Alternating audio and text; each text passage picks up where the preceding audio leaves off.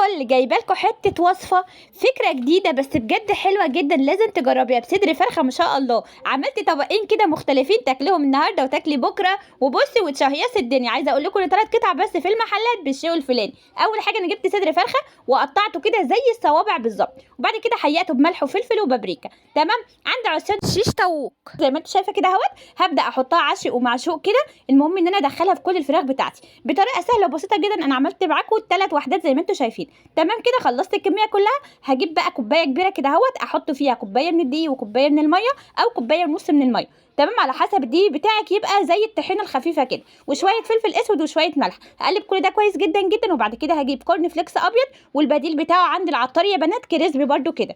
تمام. ولو عايزه تعمليها بالبقسماط اللي هو الناعم مفيش اي مشكله خالص، بس بصراحه شكلها زي بتاعه المطاعم حرفيا. ماشي، هنزل في الدقيق وبعد كده احطه في كورن فليكس كده اهوت، وفي الاخر خالص اخر